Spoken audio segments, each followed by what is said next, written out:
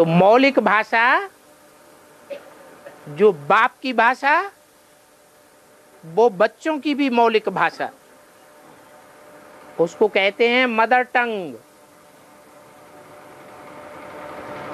बच्चा वो जो माँ बाप की भाषा जानता हो। अगर नहीं जानता है तो कहेंगे कि वो बच्चा माँ बाप की गोद में नहीं पला है, कोई और की पालना ली है।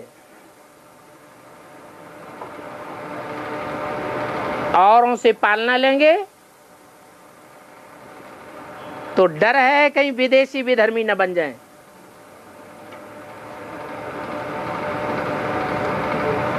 इसलिए बाप की पालना में ही पलना चाहिए।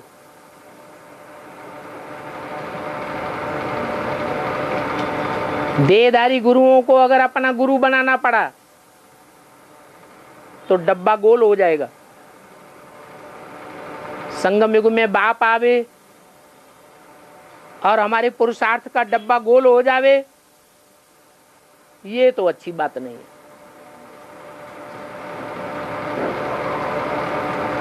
बाप का डायरेक्ट बच्चा बनना अच्छा या थ्रू थ्रू बनना अच्छा है? डायरेक्ट बनना बच्चा नहीं। सेवा के लिए तो सेवा के लिए अनेक भाषाएं सीखे, अनेक भाषाएं सीख करके जो बाबा की भाषा है, और जिन आत्माओं को बाबा की भाषा नहीं आती है उनको बेसिक ज्ञान दीजिए, बाबा का परिचय दीजिए, बाबा का संदेश दीजिए,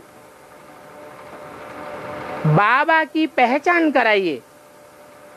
और जब बाबा की पहचान आत्मा को हो जाएगी, ये हमारा जन्म जन्मांतर का बाप है, जन्म जन्मांतर की प्राप्ति हमें इस बाप से होती है, तो आत्मा स्वतः ही उसका संसर्ग, संपर्क और संबंध लेने के लिए दौड़ेगी। उस आत्मा को अपने में नहीं लटकाना है। अगर हिंदी नहीं सिखाई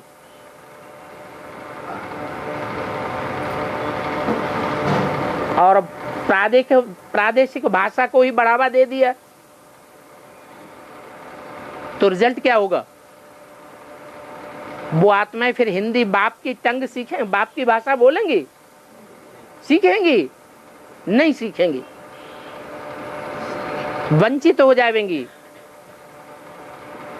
हमें बाप का वारसदार बनना है और दूसरों को भी बाप का वारसदार बनाना है। न भगत बनना है, न दूसरों को भगत बनाना है। और ये नइयों के लिए चाहिए। कब तक नए बनाएंगे? नयों को बनाने के लिए जिम्मेवारी वो बीके वालों के ऊपर दे दी ना। अभी तो जो बेसिक वाले बच्चे हैं, जो पहले ही ब्राह्मण बन चुके हैं, उन ब्राह्मणों को एडवांस में ले जाना है या बेसिक की ही पढ़ाई पढ़ाते रहना है? आप तो एडवांस का सेंटर खोल के बैठे हैं? तो एडवांस को बढ़ावा दीजिए। बहुत आत्माएं ऐसी हैं जो बेसिक से एडवांस में आने के योग्य है। आज नहीं तो कल आवेंगी, आवेंगी जरूर।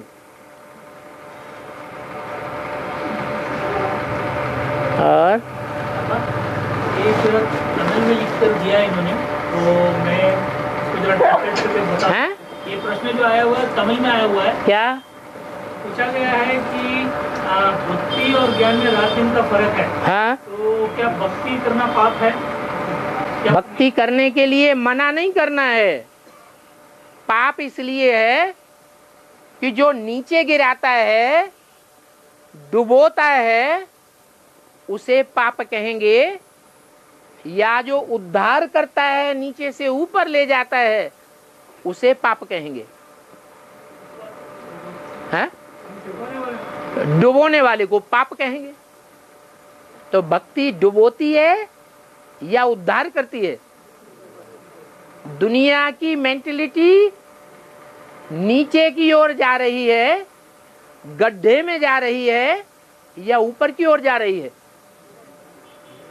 मनुष्य का मनुष्य से प्यार स्थायी हो रहा है या क्षण भंगुर हो रहा है?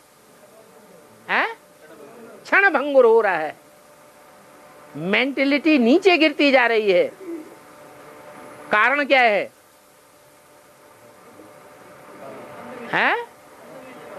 यही भक्ति। भक्ति माने अंधविश्वास। ज्ञान को अंधविश्वास नहीं कहा जाता।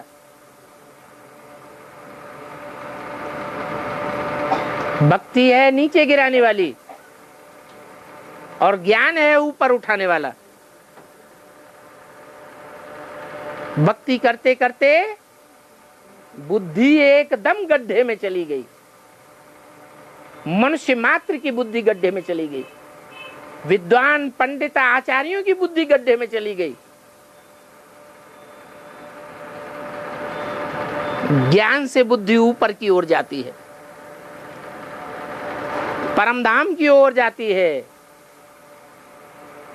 इस विनाशी दुनिया से बुद्धि डिटैच होती है। फिर भी बोल रहे हैं ज्ञान भक्ति ज्यादा किया है, वो ज्ञान ज्यादा उठाते हैं बोला है। वो तो हो चुका ना।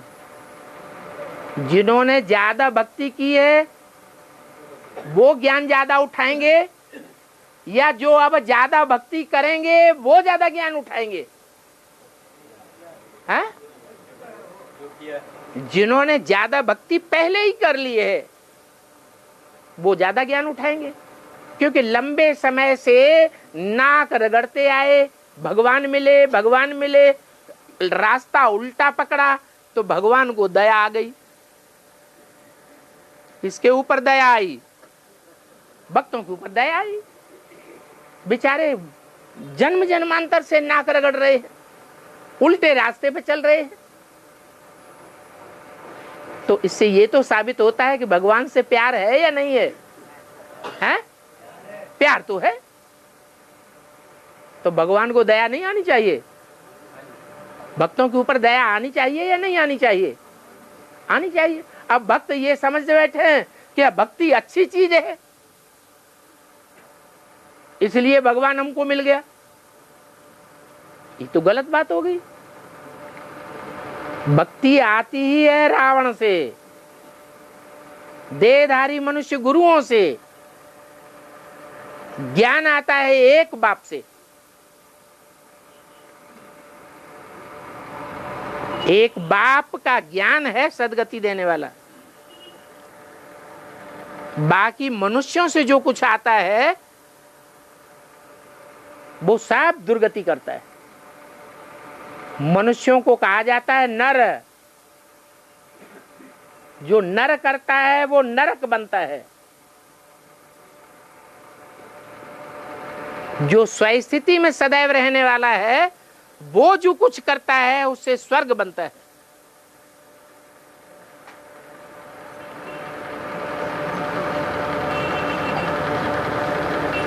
बाबा आज की मुरली में आए हैं, है। यज्ञ जो होता है उससे सोने की महल जो नीचे चले जाएगा। हाँ, इसमें स्थूल और सूक्ष्म दोनों अर्थ है क्या? नीचे ही नहीं चले जाते हैं, अर्थ के एक से ऊपर भी जाएंगे, अर्थ के एक से नीचे भी जाएंगे। हाँ वही, ये तो पहले जो बताया अर्ध विनाश के बारे में बताया। हाँ जी। हाँ। उससे नीचे चले गए। तो नीचे चले गए बना तो त्रेता के अंत में सोने की महल स्थूल में रहेगा क्या? सोने का महल का मतलब है सोना भरपूर होगा मिट्टी की तरह। यहाँ सोना देखने को नहीं मिलता है, मिट्टी ही मिट्टी चारों ओर। और वहां जिधर नजर डालो उधर सोना सोना सोना। इतना सोना होगा। मतलब त्रेता में भी सोना को यूज करते रहे होंगे। वहां चांदी की तादाद ज्यादा हो जाती है, सोने की तादाद थोड़ी कम होती है। सतयुग में सोने की तादाद ज्यादा। तो फिर बाबा बोलते हैं ना सोना चांदी कुछ नहीं रहेगा सतयुग के बाद। अरे कभी तत्व खत्म होते हैं क्या? 5 तत्व तो खत्म नहीं होते। ये 5 तत्वों से ही सोना चांदी वगैरह बनता है। सोने की कीमत ज्यादा होती है। सोने की भस्म बनाते हैं वैद्य लोग, उस दवाई की कीमत सबसे ज्यादा होती है। तो तत्व तो है, लेकिन सात्विक तत्व है या तामसी तत्व, विषैला तत्व है? सात्विक तत्व है।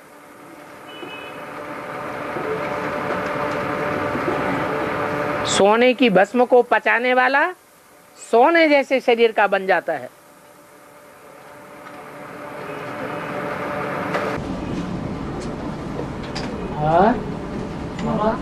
एक और सवाल है वही भाई का।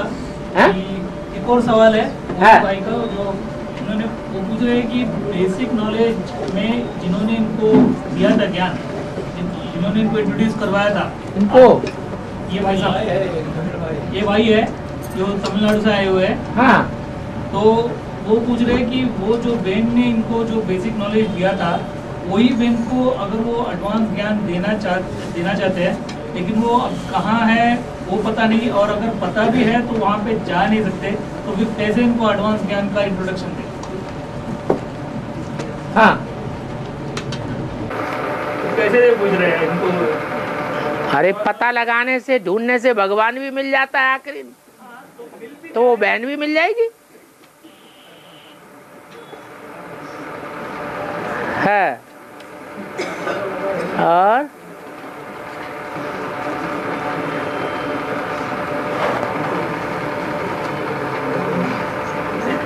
बाबा, हाँ इब्राहिम कितना साल राज किया? है। इब्राहिम हाँ, कितना साल राज किया? इब्राहिम की आत्मा तो सात्विक आत्मा आती है। वो राजाई करने का उसका लक्ष्य नहीं है। वो तो अपने धर्म का सबसे जास्ती सात्विक ज्ञान सुनाती है। उसके जो फॉलोअर्स हैं वो ज्ञान में घुसपैठ कर देते हैं, विचार कर देते हैं, अडल्ट्रेशन, करप्शन करते हैं। और सिर्फ इब्राहिम के इस्लाम धर्म की ही बात नहीं है, सभी धर्मों में ऐसा ही होता आया है। जो फॉलोअर्स हैं वो अडल्ट्रेशन, करप्शन करते हैं। तो इब्राहिम की आत्मा उस समय सतो प्रधान होने के कारण राजाई करने की तो बात ही नहीं, क्योंकि सतो प्रधान आत्मा है, वो सेवा करना सबसे बड़ा धर्म समझती है। कोई भी धर्म पिता क्यों न हो, सात्विक स्टेज में आएगा तो राजाई नहीं करेगा। हाँ, उसका एक कारण और भी है कि जब धर्म पिता आता है तो उसके धर्म के फॉलोअर्स की संख्या बहुत कम होती है। जब लाखों की तादाद में संख्या हो जाए तब राजाई चलेगी, या राजाई पहले ही चलेगी? जब लाखों की तादाद में संख्या हो जाती है तब राजाई चलती है। तो उसमें 2-4 जन्म लग जाते हैं। 2-4 जन्मों के बाद वो आत्मा जन्म लेकर के भले राजा बन सकती है, उस जन्म में राजा नहीं बनती।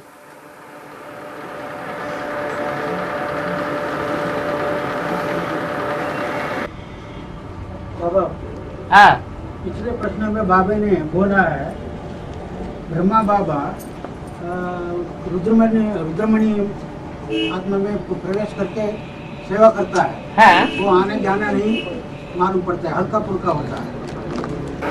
नहीं, रुद्रमाला के मणकों में जब प्रवेश करता है, उनके संग के रंग में आता है, तो वो भी बीज रूप आत्मा बन जाती है, इसलिए हल्का फुल्का हो जाता है। और जब उनसे डिटैच होता है, बीके वालों के संसर्ग संपर्क में आता है, तो देह अभिमानी स्टेज में आ जाता है, इसलिए सूक्ष्म शरीर धारण करता है। उसके दो शरीर हैं, एक कारण शरीर, वो बीजरूप आत्माओं के संसर्ग संपर्क में आने से बनता है, और बीके वालों के संसर्ग संपर्क में आने से सूक्ष्म शरीर बनता है, जो गुलजार दादी में प्रवेश करता है या कोई और दादी में प्रवेश करता है। और गीता में कौरव पांडव युद्ध करते हैं ना, युद्ध कराने समय में घोड़ा गाड़ी में कृष्ण अर्जुन को बोध किया ना, कैसे किया? युद्ध रंग में कैसे किया है? युद्ध रंग में समय है नहीं ना, ये समय युद्ध रंग में कैसे बोधन किया? वो तो झूठी बात है ना। कौरव पांडवों का कोई युद्ध थोड़ा ही हुआ है, ये स्थूल युद्ध, हिंसक युद्ध नहीं हुआ है। ये तो ज्ञान के युद्ध की बात है, जो हमारे मन के अंदर चलता है। ये संस्कारों का युद्ध है, संस्कारों को पलटाने वाली बात है। आसुरी संस्कार पलट करके देवताई संस्कार बन जाएंगे।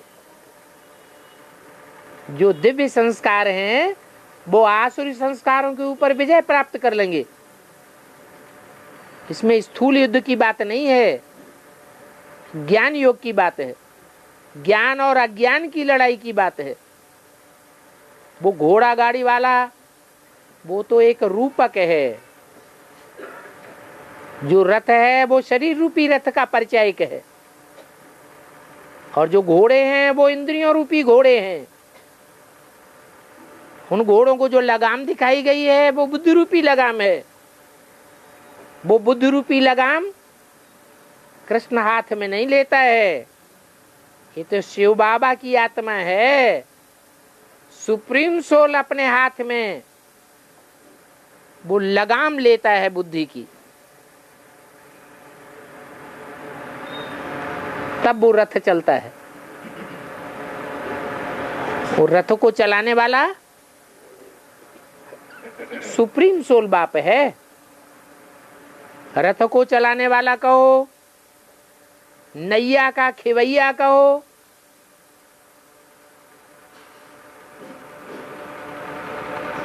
शंकर चाप जहाज कहो, वो जहाज को, नैया को, रथ को चलाने वाला चालक है। बाकी स्थूल में कोई बात नहीं है।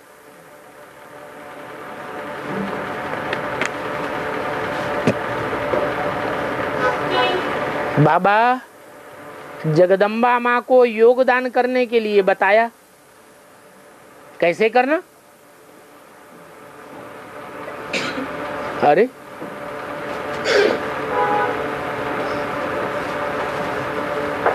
कोई प्यारा होता है, संबंधी होता है,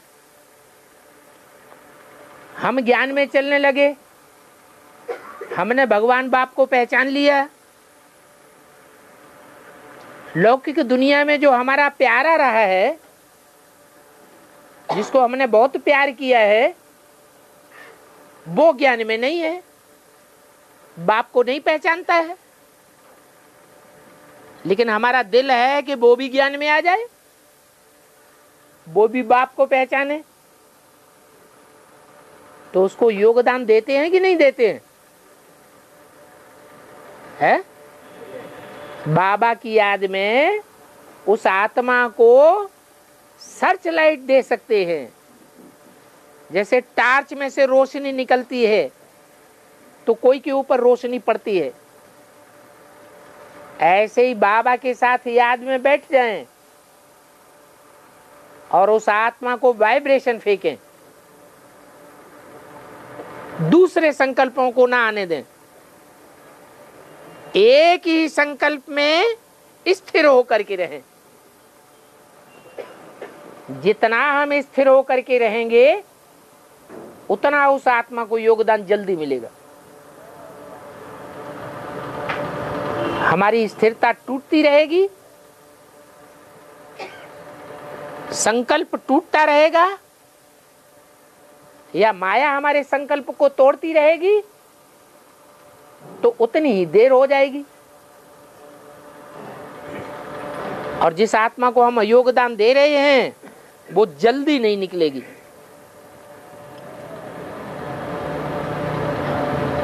इसलिए बोला, तुम ब्राह्मण बच्चों के संकल्प में बहुत ताकत है। उसको कहते हैं संकल्प सिद्धि। लेकिन वो तभी होगी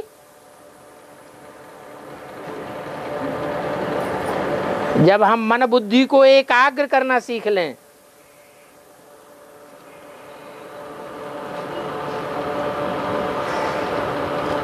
जिसको हम योग कहते हैं, याद कहते हैं, निरंतर याद, अब व्यभिचारी याद।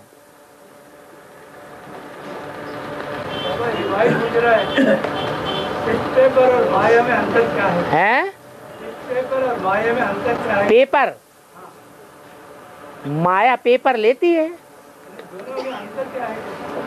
माया अलग है और पेपर अलग है।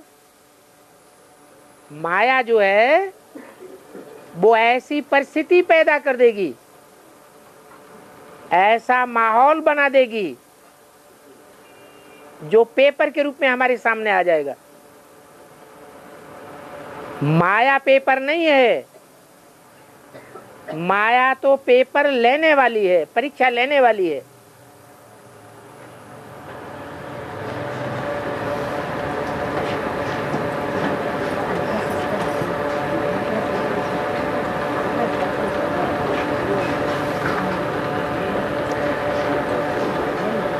ये करप्शन, अडल्ट्रेशन, बेहद में इसकी शूटिंग कैसे होती है।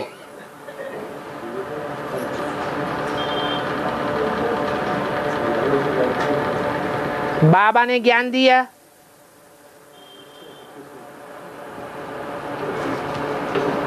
भगवान सर्वव्यापी नहीं है, इसका क्या मतलब हुआ? सर्वव्यापी नहीं है इसका क्या मतलब है? एक व्यापी है। अब जो करप्शन फैलाने वाले हैं वो इस बात को नहीं मानेंगे, क्योंकि उन्हें तो सर्वव्यापी भगवान से ज्यादा फायदा है, क्योंकि वो खुद भगवान बनकर के बैठना चाहते हैं।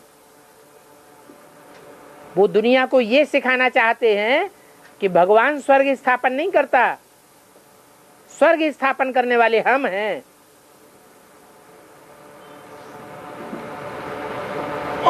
असली ज्ञान भगवान नहीं देता, भगवान के ज्ञान का भी असली क्लैरिफिकेशन हम देते हैं। हमारे डायरेक्शन पर चलो, हमारी राजाई में चलो। इसलिए वो एक करप्शन फैलाते हैं। गीता का भगवान कृष्ण नहीं है, ये ज्ञान बाबा ने दिया। अब गीता का भगवान कृष्ण नहीं है माना कृष्ण तो अभी संगम युग में नहीं है ना। संगम युग में कृष्ण है, यह कृष्ण की आत्मा है। क्या नाम है उसका? ब्रह्मा। तो वो खुद करप्शन फैलाने वाले ब्रह्मा को ही साकार रूप में भगवान समझे बैठे हैं। उनका ब्रह्मा से लगाव लग गया है, अटैचमेंट लग गया है। इतना अटैचमेंट हो गया है कि ब्रह्मा के अलावा और किसी की सुपीरियरिटी उनको पसंद ही नहीं है, देखना भी नहीं चाहते, सुनना भी नहीं चाहते।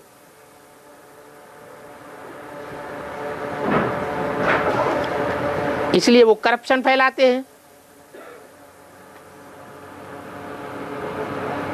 उन्होंने वो किताब छापना ही बंद कर दी।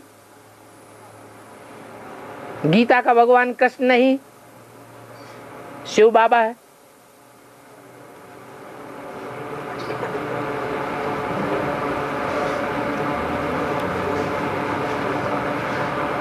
ऐसे ढेर सारे ज्ञान के प्रश्न हैं, ज्ञान की बातें हैं, जिन ज्ञान की बातों को तोड़ मड़ोड़ करके उन्होंने अज्ञान बना दिया अपने स्वार्थ के लिए।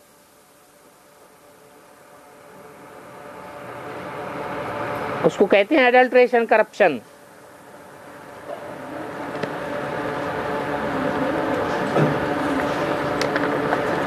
कोई ने पूछा है बैंगन नहीं खाना है बाबा, क्यों? क्योंकि बाबा ने मुरली में बोला है बेगन बेगुन है, बेगन में कोई गुण नहीं,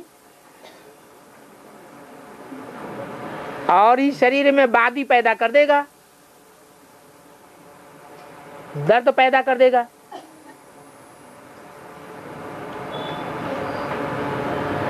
तो जैसे और चीजों को खाने के लिए मना कर दिया, अचार खाने को मना कर दिया, सड़ा के बनाया जाता है, प्याज लहसुन खाने के लिए मना कर दिया, उत्तेजना बढ़ाता है इंद्रियों में, मूली खाने के लिए मना कर दिया, तामसी चीज होने के कारण नींद बहुत आती है,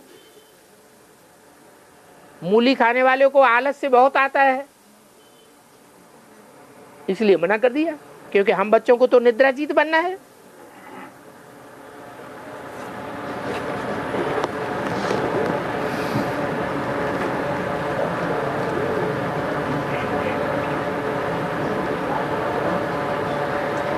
निसंकल्प बनना अच्छा है या मनन चिंतन करके संकल्प चलाना अच्छा है?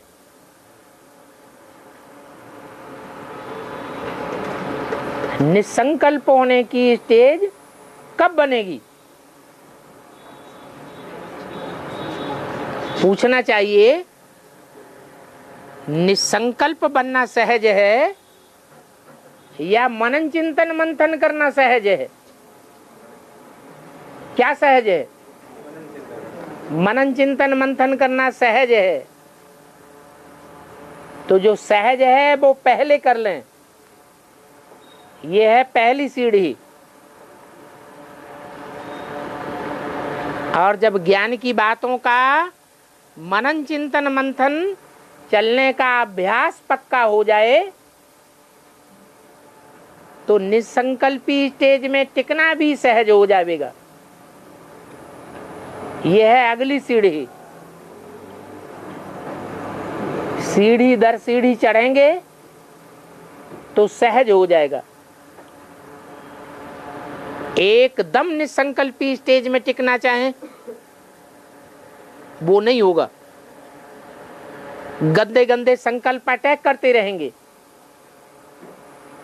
इसलिए पहले कोशिश करना है कि शुद्ध संकल्पों में टिकें, मनन चिंतन मंथन करने का मादा डालें, अभ्यास करें, फिर निराकारी स्टेज में भी टिक जाएंगे। हमारी उल्टी सीढ़ी है, उल्टी सीढ़ी जब चढ़ेंगे तो पहले कलयुग की सीढ़ी क्रॉस करेंगे या त्रेता युग की सीढ़ी क्रॉस कर लेंगे। पहले कलयुग की सीढ़ी क्रॉस करें, फिर द्वापर की सीढ़ी क्रॉस करें, फिर त्रेता की सीढ़ी क्रॉस करें, फिर सतयुग की सीढ़ी क्रॉस करेंगे, फिर पुरुषोत्तम संगम युग की ऊंची स्टेज में पहुंचेंगे। जहां हीरे समान जन्म बनता है, वो है निराकारी स्टेज। सतयुग है स्वर्ग की सुखी स्टेज। अच्छे संकल्प वहां चलेंगे, दुख देने के संकल्प नहीं चलेंगे, न दुख देने के न लेने के।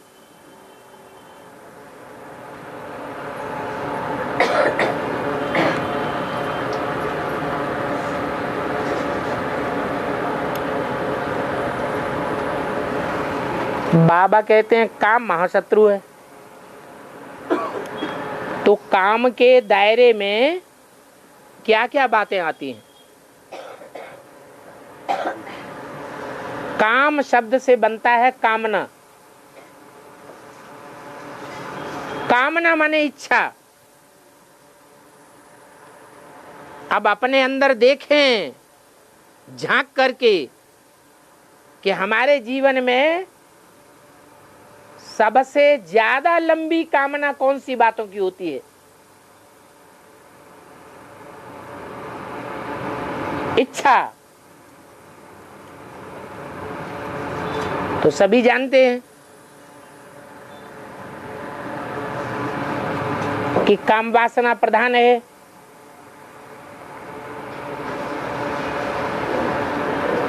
तो कामेंद्रिय के संकल्प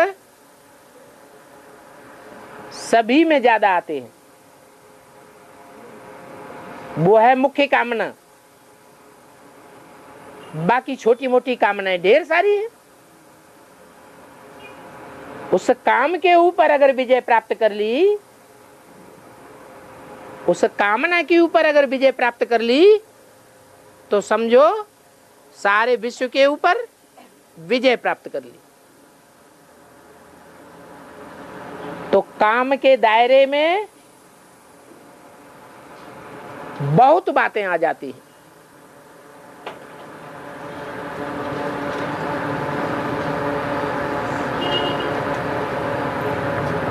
कोई व्यक्ति से मेल हो जाए, ये भी कामना है।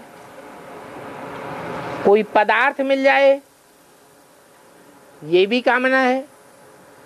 अनेक प्रकार की कामनाएं हैं, परंतु उन सब कामनाओं का केंद्र बिंदु होता है जाकर के काम विकार।